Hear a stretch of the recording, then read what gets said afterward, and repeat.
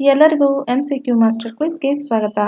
ಇಂದಿನ ಮೊದಲನೇ ಪ್ರಶ್ನೆ, ಪ್ರತಾಪಗಾಡ ಕೋಟೆಯು ಮಹಾರಾಷ್ಟ್ರದ ಯಾವ ಜಿಲ್ಲೆಯಲ್ಲಿದೆ? ಸರಿಯಾದ ಉತ್ತರ ಸತಾರಾ ಜಿಲ್ಲೆಯಲ್ಲಿ ಪ್ರತಾಪಗಾಡ ಕೋಟೆಯು ಇದೆ, ಮಹಾರಾಷ್ಟ್ರ ಜಿಲ್ಲೆಯಲ್ಲಿ ಬರುತ್ತದೆ. ನೆಕ್ಸ್ಟ್ ಇದ್ರ ಬಗ್ಗೆ ಸ್ವಲ್ಪ ಡೀಪ್ ಆಗಿ ನೋಡೋದಾದ್ರೆ, ಯುನೆಸ್ಕೋ ವಿಶ್ವ ಪಾರಂಪರಿಕ ತಾಣವಾಗಿದೆ ಎಂದು ಭಾರತದ ಮರಾಠ ಸೈನಿಕ ಭೂದೃಶ್ಯಗಳು ಸರಣಿಯ ಅಡಿಯಲ್ಲಿ ಯುನೆಸ್ಕೋ ವಿಶ್ವ ಪಾರಂಪರಿಕ ಪಟ್ಟಿಗೆ ಪ್ರತಾಪಗಾಡ ಕೋಟೆಯನ್ನು ಸೇರಿಸಲಾಗಿದೆ.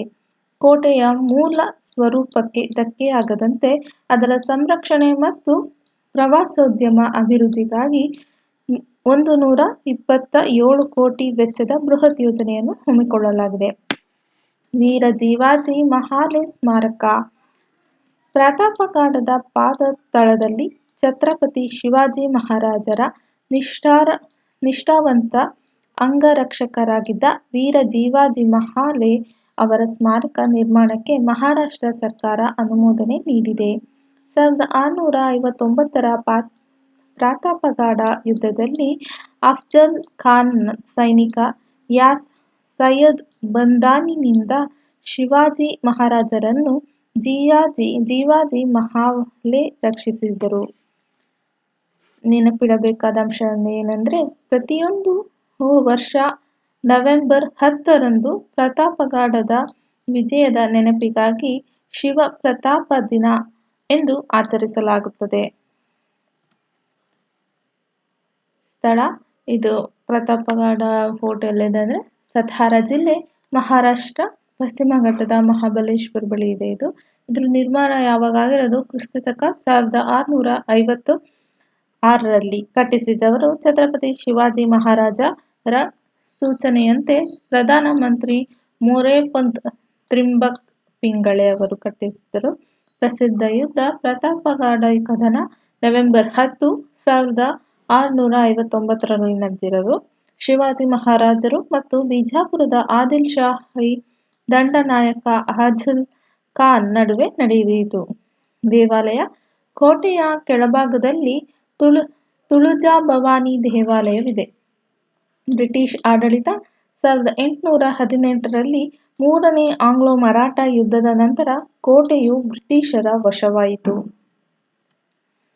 ಎರಡನೇ ಪ್ರಶ್ನೆ, ಇತ್ತೀಚೆಗೆ ಪಶ್ಚಿಮ ಘಟ್ಟಗಳ ಭಾಗವಾದ ತಿಲಾರಿ ಅರಣ್ಯ ಪ್ರದೇಶದಲ್ಲಿ ಪತ್ತೆಯಾದ ಲಗೋಚೆಲಸ್ ಹಯಾವೊಮಿಯಾಜಾಘೈ ಎಂಬ ಹೊಸ ಪ್ರಭೇದವು ಜೀವಶಾಸ್ತ್ರದ ಯಾವ ವರ್ಗಕ್ಕೆ ಸೇರಿದೆ? ಸರಿಯಾದ ಉತ್ತರ ಇದು ನೆಲದ ಶಂಖ ಹುಳು, ಲ್ಯಾಂಡ್ ಸ್ನೇಲ್ ಅನ್ನೋ ಕ್ಯಾಟಗರಿಗೆ ಸೇರುತ್ತೆ. ಯಾವುದು? ಲಗೋಚಿಸ್ ಹಯಾಮಿಯಾಜಾಕಿ ಅನ್ನೋ ಒಂದು ಹುಳ, ಲ್ಯಾಂಡ್ ಸ್ನೇಲ್ ಆಗಿದೆ. ಇದು ಪಶ್ಚಿಮ ಘಟ್ಟಗಳಲ್ಲಿ ಹೊಸ ಕೂದಲುಳ್ಳ ಶಂಖ ಹುಳುವಿನ ಆವಿಷ್ಕಾರ. ಥ್ಯಾಂಕ್ರೆ ವೈಲ್ಡ್ ಲೈಫ್ ಫೌಂಡೇಶನ್ ಸಂಶೋಧಕರು ಮಹಾರಾಷ್ಟ್ರ ಮತ್ತು ಕರ್ನಾಟಕದ ಗಡಿಗೆ ಹತ್ತಿರವಿರುವ ತಿಲಾರಿ ಅರಣ್ಯ ಪ್ರದೇಶದಲ್ಲಿ ಹೊಸ ಜಾತಿಯ ನೆಲದ ಶಂಖ ಹುಳುಗಳನ್ನು ಪತ್ತೆ ಹಚ್ಚಲಾಗಿದೆ. ಜಪಾನಿನ ಪ್ರಸಿದ್ಧ ಪರಿಸರ ಆಧಾರಿತ ಅನಿಮೇಟರ್ ಹಯಾವೊ ಮಿಯಾಜಾಕಿ ಅವರ ಗೌರವಾರ್ಥವಾಗಿ ಇದಕ್ಕೆ ಲಗೋಚಿಸ್ ಹಯಾಮಿಯಾಜಾಕಿ ಎಂದು ಹೆಸರಿಡಲಾಗಿದೆ. ಆಳ ಸಮುದ್ರದ ಗಣಿಗಾರಿಕೆ ಮತ್ತು IUCN ಎಚ್ಚರಿಕೆ, ಡೀಪ್ ಸೀ ಮೈನಿಂಗ್ ರಿಸ್ಕ್ ಏನಿದು ಅಂತ ನೋಡೋದ. International union for conservation of nature ವರದಿಯ ಪ್ರಕಾರ ಸಮುದ್ರದಾಳದ ಗಣಿಗಾರಿಕೆಯಿಂದಾಗಿ ಅರ್ಧಕ್ಕಿಂತ ಹೆಚ್ಚು ಅಪರೂಪದ ಆಳ ಸಮುದ್ರದ ಲೂಸ್ಕಸ್ ಪ್ರಭೇದಗಳು ಅಳಿವಿನಂಚಿಗೆ ತಲುಪಿವೆ. ಇಂಟರ್ನ್ಯಾಷನಲ್ ಮೂಸ್ಕಸ್ ಆಫ್ ದಿ ಇಯರ್ 2025 ಜಾಗತಿಕ ವಾರ್ಷಿಕ ಸ್ಪರ್ಧೆಯಲ್ಲಿ ಆಳ ಸಮುದ್ರದ ಆಕ್ಟೋಪಸ್ ಮುಸ್ಕೋಟೋಪಸ್ ವರ್ಷದ ಅತ್ಯುತ್ತಮ ಮೊಸ್ಕಸ್ ಎಂದು ಆಯ್ಕೆಯಾಗಿದೆ. ಇವುಗಳಿಗೆ ಕತ್ತಲೆಯಲ್ಲಿ ಜೀವಿಸುವ ಶಾಯಿ ಚೀಲ ಇರುವುದಿಲ್ಲ. ದೈತ್ಯ ಆಫ್ರಿಕನ್ ಕಂಬ ಹುಳು. ಇದೇನಿದು? ದಕ್ಷಿಣ ಭಾರತದ ಸೇರಿದಂತೆ ಹಲವು ರಾಜ್ಯಗಳಿಗೆ ಕೃಷಿಗೆ ಹಾನಿಯುಂಟು ಮಾಡುವಂತಹ ಇದೊಂದು ಪ್ರಭೇದ. ಪ್ರಮುಖ ಆಕ್ರಮಣಕಾರಿ ವಿದೇಶಿ ಪ್ರಭೇದ ಎಂದು ಕೃಷಿ ಇಲಾಖೆಯು ಎಚ್ಚರಿಸಿದೆ. ಇದ್ರ ವಿಷಯ ಅಂತ ನೋಡೋದಾದ್ರೆ ಫೈಲಮ್ ಇದೊಂದು ಮುಲುಸ್ಕಾಸ್ ಅಂತ ಈ ಕ್ಯಾಟಗರಿಗೆ ಸೇರಿದೆ. ಇದ್ರ ಆರ್ಥ್ರೋಪೋಡಾ ನಂತರದ ಜೀವ ಜಗತ್ತಿನ ಎರಡನೇ ಅತಿ ದೊಡ್ಡ ಫೈಲಮ್ ಆಗಿದೆ. ಇದೊಂದು ದೇಹದ ರಚನೆ ಮೃದುವಾದ ದೇಹವನ್ನು ಹೊಂದಿದ್ದು ಬಾಹ್ಯವಾಗಿ ಕ್ಯಾಲ್ಸಿಯಂ ಕಾರ್ಬೋನೇಟ್ ಗಟ್ಟಿಯಾದ ಕವಚದಿಂದ ಆವೃತವಾಗಿರುತ್ತದೆ. ಇನ್ನು ವಿಶೇಷ ಅಂಗ ಅಂತ ನೋಡೋದಾದ್ರೆ ಆಹಾರವನ್ನು ಅಗಿಯಲು ಅಥವಾ ಕರೆಯಲು ತಿನ್ನಲು ಇರುವುದಿಲ್ಲ. ರಡುಲಾ ಎಂಬ ನಾಲಿಗೆಯಂತಹ ರಚನೆ ಇರುತ್ತದೆ ಇದಕ್ಕೆ. ಉಸಿರಾಟದ ಅಂಗ ಜಲಚರ ಮೊಲಸ್ಕಸ್ ಗಿಲ್ಸ್ ಮೂಲಕ ಉಸಿರಾಡುತ್ತೇವೆ. ಪ್ರಮುಖ ತರಗತಿಗಳು ಗ್ಯಾಸ್ಟ್ರೋಪೋಡಾ ಶಂಖಹುಳುಗಳು ಮತ್ತು ಸ್ಲಾಗ್ಗಳು. ಮತ್ತೆ ಸೆಕೆಂಡ್ ಒಂದು ಬಿವಲ್ವಿಯಾ ಜಲಚರ ಮೊಲಸ್ಕಸ್ ಆಯಿಸ್ಟರ್. ಮೂರನೇದು ಸಿಫಲೋಪೋಡಾ ಆಕ್ಟೋಪಸ್ ಸ್ಕ್ವಿಡ್ ಕಟಲ್ ಫಿಶ್. ಅಧ್ಯಯನ ಶಾಖೆ ಅದು ಅಂದರೆ ಮೊಲಸ್ಕಾಗಳ ಅಧ್ಯಯನಕ್ಕೆ ಮಲಕಾಲಜಿ ಎನ್ನುತ್ತಾರೆ ಅದು. ಓಕೆ, ಮೂರನೇ ಪ್ರಶ್ನೆ, ಸಮೃದ್ಧ ಗ್ರಾಮ್ ಯೋಜನೆಯಡಿ ಸ್ಥಾಪಿಸಲಾಗುವ ಏಕಗವಾಕ್ಷಿ ಸೇವಾ ಕೇಂದ್ರಗಳನ್ನು ಏನೆಂದು ಕರೆಯಲಾಗುತ್ತದೆ? ಸರಿಯಾದ ಉತ್ತರ ಸಮೃದ್ಧಿ ಕೇಂದ್ರ. ಸಮೃದ್ಧಿ ಕೇಂದ್ರ ಬಗ್ಗೆ ಸ್ವಲ್ಪ ನೋಡೋದ ಅಂದ್ರೆ ಮೊದಲನೇದು ಈ ಯೋಜನೆಯ ಉದ್ದೇಶ ಗ್ರಾಮ ಮಟ್ಟದಲ್ಲಿ ಭಾರತ್ ನೆಟ್ ಬ್ರಾಡ್ಬ್ಯಾಂಡ್ ಇಂಟರ್ನೆಟ್ ಸೌಲಭ್ಯವನ್ನು ಬಳಸಿಕೊಂಡು ಗ್ರಾಮೀಣ ಜನರಿಗೆ ಡಿಜಿಟಲ್ ಮತ್ತು ಭೌತಿಕ ಸೇವೆಗಳನ್ನು ಒಂದೇ ಸೂರಿನಡಿ ತಲುಪಿಸುವುದು. ಗ್ರಾಮ ಪಂಚಾಯತ್ ಮಟ್ಟದಲ್ಲಿ ಭೌತಿಕ ಸೇವಾ ಕೇಂದ್ರಗಳನ್ನು ಸ್ಥಾಪಿಸಿ ಗ್ರಾಮೀಣ ಜನರ ದೈನಂದಿನ ಜೀವನದಲ್ಲಿ ಡಿಜಿಟಲ್ ತಂತ್ರಜ್ಞಾನ ಬಳಕೆಯನ್ನು ಹೆಚ್ಚಿಸುವುದು. ಸಮೃದ್ಧಿ ಕೇಂದ್ರಗಳು ಯೋಜನೆಯಡಿ ಪ್ರತಿ ಗ್ರಾಮದಲ್ಲಿ ಸಮೃದ್ಧಿ ಕೇಂದ್ರ ಎಂಬ ಏಕಗವಾಕ್ಷಿ ಸೇವಾ ಕೇಂದ್ರಗಳನ್ನು ಸ್ಥಾಪಿಸಲಾಗುತ್ತದೆ. ಇವುಗಳನ್ನು ಸಾಮಾನ್ಯವಾಗಿ ಪಂಚಾಯತ್ ಭವನಗಳಲ್ಲಿ ಸಿದ್ಧಪಡಿಸಲಾಗುತ್ತದೆ. ಸುಮಾರು 5 ಕಿಲೋಮೀಟರ್ ವ್ಯಾಪ್ತಿಯ ಸುತ್ತಮುತ್ತಲಿನಲ್ಲಿ ಹಳ್ಳಿಗಳಿಗೆ ಸೇವೆ ನೀಡುತ್ತವೆ. ತಲುಪಿಸುವ ಪ್ರಮುಖ ಸೇವೆಗಳು ಆರೋಗ್ಯದಲ್ಲಿ ಹೆಲ್ತ್ ಕೇರ್ ಇದರಲ್ಲಿ ಹೇಗೆ ಮಾಡ್ತಾರೆ ಅಂದರೆ ಈ ಸಂಜೀವಿನಿ, ಟೆಲಿಮೆಡಿಸಿನ್ ಮತ್ತು ಹೆಲ್ತ್ ATMಗಳು. ಶಿಕ್ಷಣ, ಸ್ಮಾರ್ಟ್ ಕ್ಲಾಸ್ ರೂಮ್ಗಳು, AR/VR ಆಧಾರಿತ ಕಲಿಕೆ ಮತ್ತು ವೃತ್ತಿಪರ ಕೌಶಲ್ಯ ತರಬೇತಿ. ಕೃಷಿ, ಅಗ್ರಿಕಲ್ಚರ್, IoT ಆಧಾರಿತ ಮಣ್ಣಿನ ಪರೀಕ್ಷೆ, ಡ್ರೋನ್ ಆಧಾರಿತ ಕೃಷಿ ಸಲಹೆ ಮತ್ತು ತಂತ್ರಜ್ಞಾನ. ಆಡಳಿತ ಹಾಗೂ ಹಸಿರು ಹಣಕಾಸು, ಸರ್ಕಾರದ ಸೇವೆಗಳಿಗೆ ಅರ್ಜಿ ಸಲ್ಲಿಕೆ, ONDC ಮೂಲಕ ಇ-ಕಾಮರ್ಸ್, ಬ್ಯಾಂಕಿಂಗ್ ಮತ್ತು ಡಿಜಿಟಲ್ ವ್ಯಾಪಾರಿಗಳು. ಪ್ರಮುಖ ಘಟನೆಗಳು ಹಾಗೂ ಪ್ರಚಲಿತ ವಿದ್ಯಮಾನಗಳು ಅಂತ ನೋಡೋದಾದ್ರೆ ಮೊದಲು ಕೇಂದ್ರದ ಉದ್ಘಾಟನೆ. ಈ ಯೋಜನೆಯ ಮೊದಲು ಸಮೃದ್ಧಿ ಕೇಂದ್ರವನ್ನು ಮಹಾರಾಷ್ಟ್ರ ಅಥವಾ ಮಧ್ಯಪ್ರದೇಶದ ಉಮ್ರಿ ಗ್ರಾಮದಲ್ಲಿ ಕೇಂದ್ರ ಸಂಪರ್ಕ ಸಚಿವ ಜ್ಯೋತಿರಾದಿತ್ಯ ಸಿಂಧಿಯಾ ಅವರು ಉದ್ಘಾಟಿಸಿದ್ದರು. ಪ್ರಾಯೋಗಿಕ ಹಳ್ಳಿಗಳು ಮಧ್ಯಪ್ರದೇಶದ ಅರಿ ಮತ್ತು ಉಮ್ರಿ, ಆಂಧ್ರಪ್ರದೇಶದ ನರಕೋಡೂರು ಮತ್ತು ಉತ್ತರ ಪ್ರದೇಶದ ಚೌರವಾಲಾ. ಅಂತಾರಾಷ್ಟ್ರೀಯ ಮಾನ್ಯತೆ ಮಾಹಿತಿ ತಂತ್ರಜ್ಞಾನ ಕ್ಷೇತ್ರದ ಜಾಗತಿಕ ಪ್ರಶಸ್ತಿಯಾದ WSIS prizes 2026 means world summit of the information ಸೊಸೈಟಿನ ಎನೇಬಲಿಂಗ್ ಎನ್ವಿರಾನ್ಮೆಂಟ್ ವಿಭಾಗದಲ್ಲಿ ಈ ಯೋಜನೆ ನಾಮನಿರ್ದೇಶನಗೊಂಡಿದೆ. ನೆನಪಿಡಿ, exam point of view. Samruddha Gram ಯೋಜನೆಯ ಡಿಜಿಟಲ್ ಬೆನ್ನೆಲುಬು ಭಾರತ್ ನೆಟ್ ಪ್ರಕಲ್ಪವಾಗಿದೆ. ಇದು ವಿಶ್ವದ ಅತಿದೊಡ್ಡ ಗ್ರಾಮೀಣ ಬ್ರಾಡ್ಬ್ಯಾಂಡ್ ನೆಟ್ವರ್ಕ್ ಯೋಜನೆಯಾಗಿದೆ. 4ನೇ ಪ್ರಶ್ನೆ, ಕರ್ನಾಟಕದ ಯಾವ ವನ್ಯಜೀವಿ ಅಭಯಾರಣ್ಯವನ್ನು ವಿಶೇಷವಾಗಿ ಶಿಂಗಲಿಕಗಳ ಮೀನ್ಸ್ ಲಯನ್ ಟೇಲ್ಡ್ ಮ್ಯಾಕ್ಯಾಕ್ಯೂ ಸಂರಕ್ಷಣೆಗಾಗಿ ವಿಸ್ತರಿಸಿ ಮರುನಾಮಕರಣ ಮಾಡಲಾಗಿದೆ? ಸರಿಯಾದ ಉತ್ತರ ಶರಾವತಿ ಕಣಿವೆ ವನ್ಯಜೀವಿ ಅಭಯಾರಣ್ಯ. Option C is the right answer. ಸಂಗಳಿಕ ವನ್ಯಜೀವಿ ಅಭಯಾರಣ್ಯ ವಿಸ್ತರಣೆ. ಕರ್ನಾಟಕ ಅರಣ್ಯ ಇಲಾಖೆಯು 2019ರಲ್ಲಿ ಶರಾವತಿ ಕಣಿವೆ ವನ್ಯಜೀವಿ ಅಭಯಾರಣ್ಯವನ್ನು ಶರಾವತಿ ಸಿಂಗಳಿಕ ವನ್ಯಜೀವಿ ಅಭಯಾರಣ್ಯ ಎಂದು ಮರುನಾಮಕರಣ ಮಾಡಿದೆ. ಅದರ ವ್ಯಾಪ್ತಿಯನ್ನು 930 ಚದರ ಕಿಲೋಮೀಟರ್ಗೆ ವಿಸ್ತರಿಸಿದೆ. ಇತ್ತೀಚೆಗೆ ಈ ಪ್ರದೇಶದಲ್ಲಿ ಸಿಂಗಳಿಕಗಳ ಸಂರಕ್ಷಣೆಗಾಗಿ LTM ಕನ್ಸರ್ವೇಷನ್ ಪ್ರಾಜೆಕ್ಟ್ ಅನ್ನು ಚುರುಕುಗೊಳಿಸಲಾಗಿದೆ. ಪಶ್ಚಿಮ ಘಟ್ಟಗಳ ಪರಿಸರ ಸೂಕ್ಷ್ಮ ವಲಯ ಎಕೋ ಸೆನ್ಸಿಟಿವ್ ಝೋನ್ ಯಾವುದು ಅಂದರೆ ಕಸ್ತೂರಿ ರಂಗನ್ ವರದಿ ಮತ್ತು ಕೇಂದ್ರ ಪರಿಸರ ಸಚಿವಾಲಯದ ಇತ್ತೀಚಿನ ಕರಡು ಅಧಿಸೂಚನೆ ಅನ್ವಯ ಶರಾವತಿ ಕಣಿವೆ ಪ್ರದೇಶವನ್ನು ಕಟ್ಟುನಿಟ್ಟಾದ ಪರಿಸರ ಸೂಕ್ಷ್ಮ ವಲಯ ಎಂದು ಪರಿಗಣಿಸಲು ನಿರ್ಧರಿಸಲಾಗಿದೆ. ಇದರಿಂದಾಗಿ ಇಲ್ಲಿ ಗಣಿಗಾರಿಕೆ ಮತ್ತು ಬೃಹತ್ ಯೋಜನೆಗಳನ್ನು ನಿಷೇಧಿಸಲಾಗಿದೆ. ಶರಾವತಿ ಪಂಪ್ಡ್ ಸ್ಟೋರೇಜ್ ಯೋಜನೆಗೆ ವಿರೋಧ. ಶರಾವತಿ ಕಣಿವೆಯಲ್ಲಿ ಉದ್ದೇಶಿಸಲಾಗಿರುವ 2000 ಮೆಗಾವ್ಯಾಟ್ ಸಾಮರ್ಥ್ಯದ ಶರಾವತಿ ಪಂಪ್ಡ್ ಸ್ಟೋರೇಜ್ ವಿದ್ಯುತ್ ಯೋಜನೆಗೆ ಪರಿಸರವಾದಿಗಳು ವಿರೋಧ ವ್ಯಕ್ತಪಡಿಸಲಿದ್ದಾರೆ.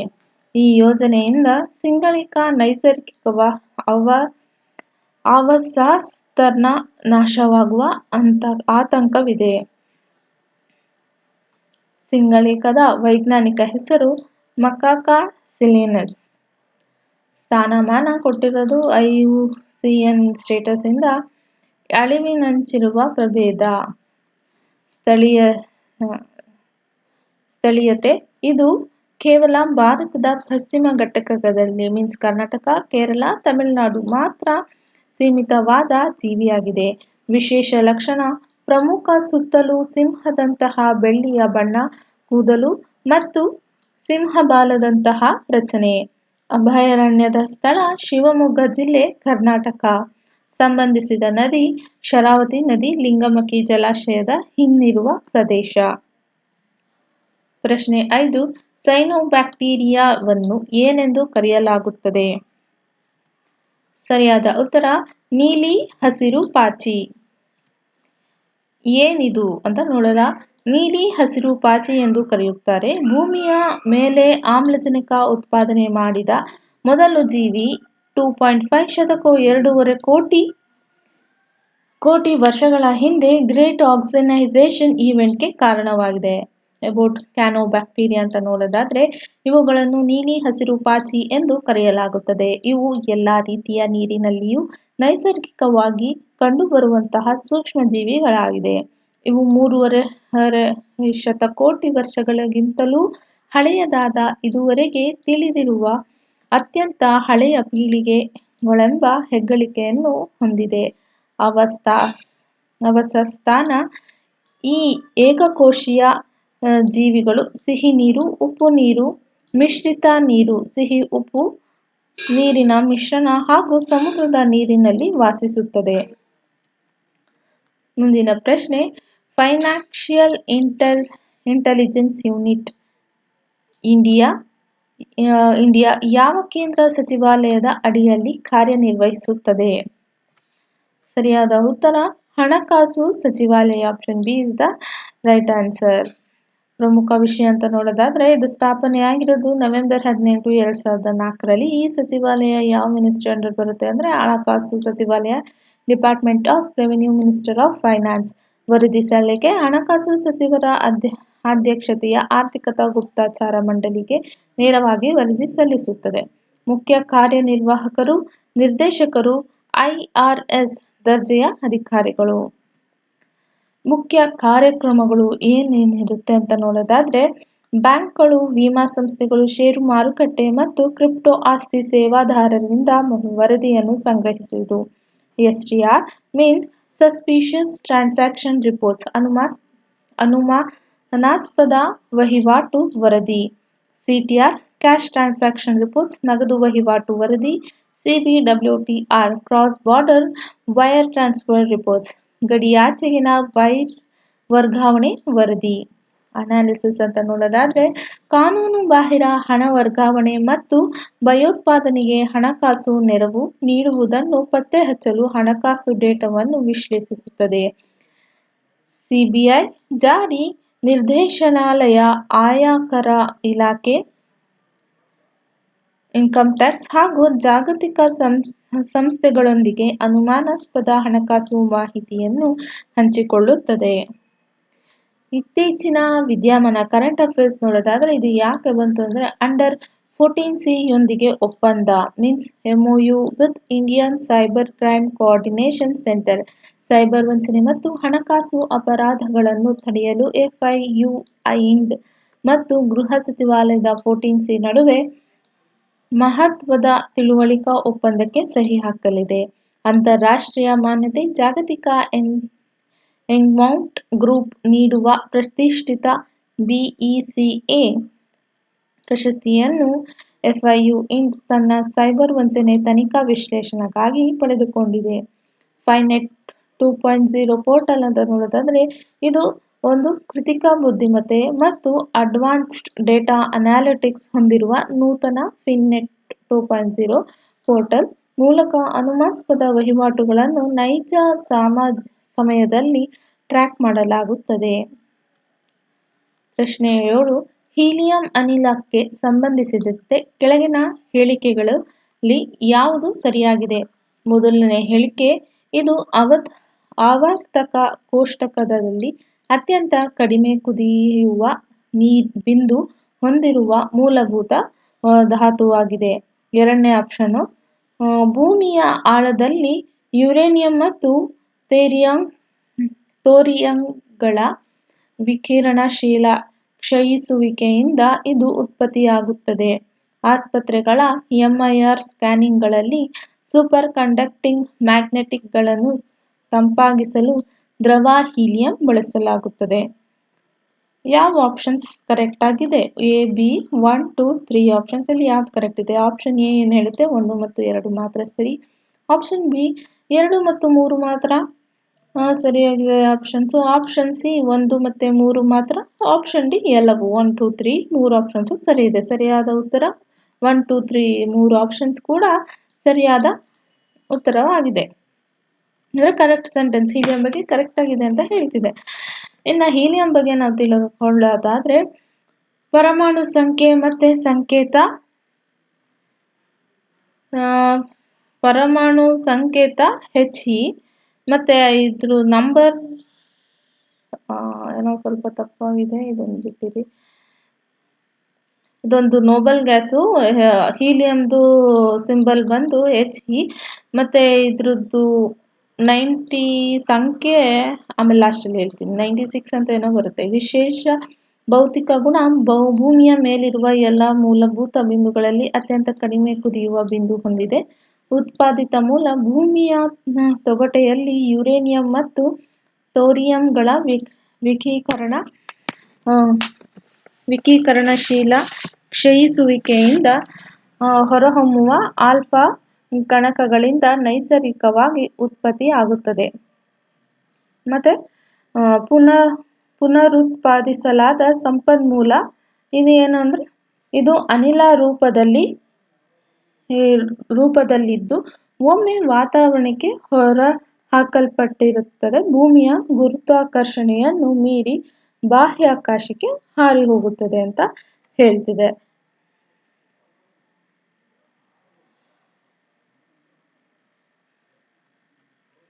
ಇನ್ನು ಹೀಲಿಯಂ ಬಗ್ಗೆ ಅಂತ ತಿಳ್ಕೊಳ್ಳೋದಾದ್ರೆ ಆರೋಗ್ಯ ಕ್ಷೇತ್ರದಲ್ಲಿ, ವೈದ್ಯಕೀಯ ಕ್ಷೇತ್ರದಲ್ಲಿ MIR ಸ್ಕ್ಯಾನಿಂಗ್ಗಳು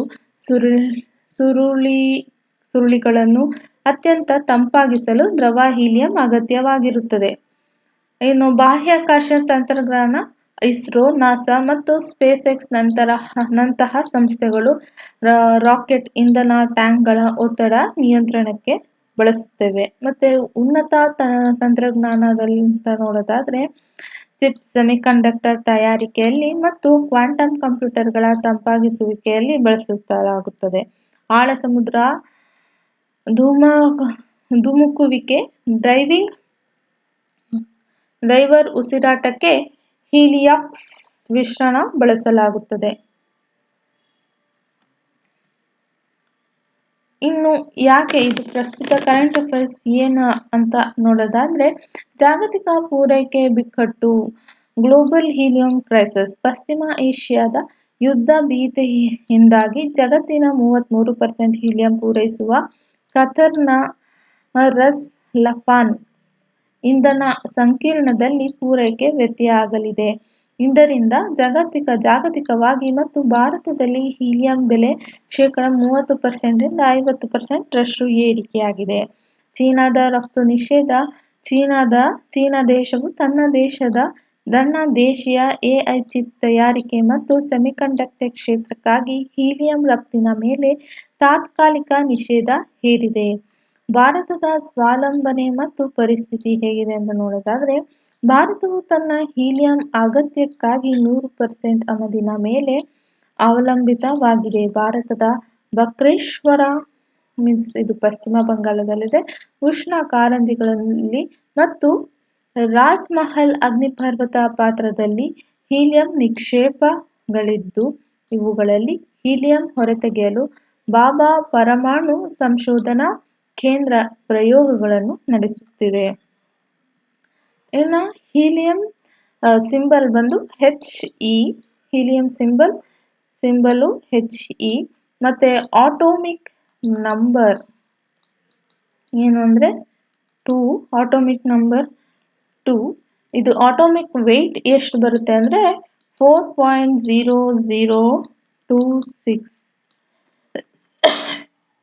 ನೋಬಲ್ ಗ್ಯಾಸ್ ಎಷ್ಟು ಬರುತ್ತೆ, ಇದ್ರ ಗ್ರೂಪು ಎಷ್ಟು ಅಂದರೆ 18 ಇರುತ್ತೆ. ನೋಬಲ್ ಗ್ಯಾಸು ಎಲ್ಲರೂ ಗೊತ್ತಾಯ್ತು ಅಂತ ಹೇಳ್ತೀನಿ. ಹೀಲಿಯಂದು ಸಿಂಬಲ್ ಬಂದು He. ಆಮೇಲಿಂದ ಆಟೋಮಿಕ್ ನಂಬರ್ 2 ಆಗಿರುತ್ತೆ. ಮತ್ತು ಆಟೋಮಿಕ್ ವೆಯ್ಟ್ ಎಷ್ಟಿರುತ್ತೆ ಅಂದರೆ 4.006 ಇರುತ್ತೆ. ಗ್ರೂಪ್ ಎಷ್ಟನೇ ಗ್ರೂಪ್ ಅಂದರೆ 18ನೇ ಗ್ರೂಪು ನೋಬಲ್ ಗ್ಯಾಸಸ್ಗೆ ಸೇರುತ್ತೆ ಇದು. ನೆಕ್ಸ್ಟ್ ಕ್ವಶನು, ಇತ್ತೀಚೆಗೆ ಬಿಡುಗಡೆಯಾದ EIU-ನ ಗ್ಲೋಬಲ್ ಲಿವೇಬಿಲಿಟಿ ಇಂಡೆಕ್ಸ್ 2026ರಲ್ಲಿ ಪ್ರಪಂಚದ ಅತ್ಯಂತ ವಾಸಯೋಗ್ಯ ನಗರವೆಂದು ಯಾವ ನಗರವು ಅಗ್ರಸ್ಥಾನ ಪಡೆದಿದೆ? ಸರಿಯಾದ ಉತ್ತರ coupon Hagan, Denmark. Option B is the right answer. ಈ ಹೈಲೈಟ್ಸ್ ಅಂತ ನೋಡೋದಾದ್ರೆ, ಭಾರತೀಯ ನಗರದಲ್ಲಿ ಶ್ರೇಯಾಂಕ ಇಂಡಿಯನ್ ಸಿಟೀಸ್ ಪರ್ಫಾರ್ಮೆನ್ಸ್ ನೋಡೋದಾದ್ರೆ, ಮೋಸ್ಟ್ ಲಿವೇಬಲ್ ಯಾವುದು 2026 ಅಲ್ಲಿ ನೋಡೋದಾದ್ರೆ ಅದು ಇಂಡಿಯನ್ ಸಿಟಿಯಲ್ಲಿ ನೋಡೋದಾದ್ರೆ, ಇಂಡಿಯನ್ ನಗರದಲ್ಲಿ ಮೊದಲನೇ 120ನೇ ಸ್ಥಾನದಲ್ಲಿರೋದು ನವದೆಹಲಿ, 121ನೇ ಸ್ಥಾನದಲ್ಲಿರೋದು ಮುಂಬೈ, 123 ಚೆನ್ನೈ, ಬೆಂಗಳೂರು 177ನೇ ಸ್ಥಾನದಲ್ಲಿದೆ. ಇನ್ನು ಜಾಗತಿಕವಾಗಿ ಅಗ್ರಸ್ಥಾನದಲ್ಲಿರುವ ನಗರಗಳು ಟಾಪ್ 5 ಲಿವೇಬಲ್ ಸಿಟೀಸ್ ಯಾವುದು ಅಂತ ನೋಡೋದಾದ್ರೆ, ಕೂಪನ್ ಹ್ಯಾಗ್, ಡೆನ್ಮಾರ್ಕ್. ಎರಡನೇದು ವಿಯೆಟ್ನಾಂ, ಆಸ್ಟ್ರಿಯಾದಲ್ಲಿ. ಇನ್ನು ಮೂರನೇದು ಮೆಲ್ಬೋರ್ನ್, ಆಸ್ಟ್ರೇಲಿಯಾ. ನಾಲ್ಕನೇದು Sydney, Australia. 5th Zurich, Switzerland. ಇನ್ನು ಅತ್ಯಂತ ಕೆಳಮಟ್ಟದಲ್ಲಿರುವ ನಗರಗಳು ಯಾವ್ಯಾವು ಅಂದರೆ, ಡಮಸ್ಕಸ್, ಸಿರಿಯಾ, ಅದು 173 ಸ್ಥಾನದಲ್ಲಿದೆ. ಇನ್ನು ಟ್ರಿಪೋಲಿ 172 ಸ್ಥಾನದಲ್ಲಿದೆ, ಇದು ಲಿಬಿಯಾ. ಇನ್ನು ಢಾಕಾ, ಬಾಂಗ್ಲಾದೇಶ 171th ಪ್ಲೇಸಲ್ಲಿದೆ. ಇನ್ನು ಅತ್ಯಂತ ಕೆಳಮಟ್ಟದಲ್ಲಿರುವ ನಗರಗಳು ಯಾವುದು ಅಂತ ನೋಡೋದಾದ್ರೆ, ಡಮಸ್ಕಸ್ ಅದೇ ತ್ರಿಪೋಲಿ, ಢಾಕಾ, ಬಾಂಗ್ಲಾದೇಶ. ಇದು ಲಾಸ್ಟ್ ಬಾಟಮ್ ರ್ಯಾಂಕ್ ಸಿಟೀಸ್ ಆಗಿರುತ್ತೆ. ಸೂಚ್ಯಂಕದ ಮಾನದಂಡಗಳು ಏನೇನು 5 ಕೀ ಪ್ಯಾರಾಮೀಟರ್ಸ್ ಅಂತ ನೋಡೋದಾದ್ರೆ, ಈ ಸೂಚ್ಯಂಕವನ್ನು ಒಟ್ಟು 173 ನಗರಗಳಲ್ಲಿ 30 ವಿಭಿನ್ನ ಸೂಚ್ಯಂಕಗಳನ್ನು ಬಳಸಿಕೊಂಡು ಪ್ರಮುಖ 5 ಭಾಗಗಳ ಆಧಾರಿತ ಮೇಲೆ 100 ಅಂಕಗಳಿಗೆ ಮೌಲ್ಯಮಾಪನ ಪಡೆಯಲಾಗುತ್ತದೆ. ಸ್ಥಿರತೆ 25% ಇದೆ. ಅಪರಾಧ ಪ್ರಮಾಣ, ಭಯೋತ್ಪಾದನೆ ಮತ್ತು ನಾಗರಿಕ ಸಂಘರ್ಷಗಳು, ಸಂಸ್ಕೃತಿ ಮತ್ತು ಪರಿಸರ, ಹವಾಮಾನ, ಸಾಮಾಜಿಕ ಸಾಂಸ್ಕೃತಿಕ ಸ್ವಾತಂತ್ರ್ಯ, ಮಾಲಿನ್ಯ, ಆರೋಗ್ಯ ರಕ್ಷಣೆ, ಖಾಸಗಿ ಮತ್ತು ಸಾರ್ವಜನಿಕ ವೈದ್ಯಕೀಯ ಸೌಲಭ್ಯಗಳ ಲಭ್ಯತೆ ಮತ್ತು ಗುಣಮಟ್ಟ, ಮೂಲಸೌಕರ್ಯ, ರಸ್ತೆ ಜಾಲ, ಸಾರಿಗೆ, ವಸತಿ, ವಿದ್ಯುತ್ ಮತ್ತು ನೀರಿನ ಪೂರೈಕೆ, ಶಿಕ್ಷಣದ ಗುಣಮಟ್ಟ ಮತ್ತು ಲಭ್ಯತೆ. ಪ್ರಶ್ನೆ 9. ಇತ್ತೀಚೆಗೆ ಸುದ್ದಿಯಲ್ಲಿದ್ದ ಫ್ಲೂಕ್ಯೂಟ್ ವರ್ಜೀನಿಯಾ ತಂಬಾಕಿನ ಉತ್ಪಾದನೆ ಮತ್ತು ಮಾರುಕಟ್ಟೆ ಪ್ರಕ್ರಿಯೆಯನ್ನು ನಿಯಂತ್ರಿಸುವ ಭಾರತೀಯ ತಂಬಾಕು ಮಂಡಳಿಯ ಟೊಬ್ಯಾಕೊ ಬೋರ್ಡ್ ಪ್ರಧಾನ ಕಚೇರಿಯು ಎಲ್ಲಿದೆ? ಸರಿಯಾದ ಉತ್ತರ Guntur, Andhra Pradesh. Option B is the right answer. ವಿವರಣೆ: ತಂಬಾಕು ಮಂಡಳಿ ಇದು ಭಾರತ ಸರ್ಕಾರದ ವಾಣಿಜ್ಯ ಮತ್ತು ಕೈಗಾರಿಕಾ ಸಚಿವಾಲಯದ ಅಡಿಯಲ್ಲಿ ಬರುವ ಶಾಸನಬದ್ಧ ಸಂಸ್ಥೆಯಾಗಿದ್ದು, ಇದರ ಪ್ರಧಾನ ಕಚೇರಿಯು ಆಂಧ್ರಪ್ರದೇಶದ ಗುಂಟೂರಿನಲ್ಲಿದೆ. ಪ್ರಮುಖ ಬೆಳೆಯುವ ಪ್ರದೇಶಗಳು: ಭಾರತದಲ್ಲಿ ಎಫ್ಸಿವಿ ತಂಬಾಕುಗಳನ್ನು ಪ್ರಮುಖವಾಗಿ ಆಂಧ್ರಪ್ರದೇಶ ಮತ್ತು ಕರ್ನಾಟಕ, ಮೈಸೂರು, ಹಾಸನ, ಶಿವಮೊಗ್ಗ ರಾಜ್ಯಗಳಲ್ಲಿ ಬೆಳೆಯಲಾಗುತ್ತದೆ.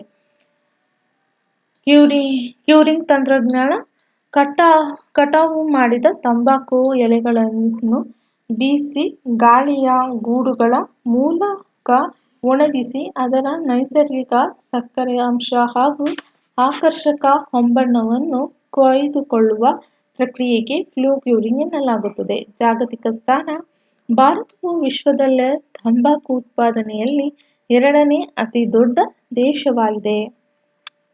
ಪ್ರಶ್ನೆ 10. ಇತ್ತೀಚೆಗೆ ಸುದ್ದಿಯಲ್ಲಿದ್ದ ENFPS 115 ವೇಫರ್ ಪಾಸ್ ಎಂಬುದು ಪ್ರಮುಖವಾಗಿ ಯಾವುದಕ್ಕೆ ಸಂಬಂಧಿಸಿದೆ? ಸರಿಯಾದ ಉತ್ತರ ದೀರ್ಘಾವಧಿಯ ಮುನ್ನೆಚ್ಚರಿಕೆ ನೀಡುವ ರೇಡಾರ್ ವ್ಯವಸ್ಥೆ, early warning phase array radar system. Option B is the right answer.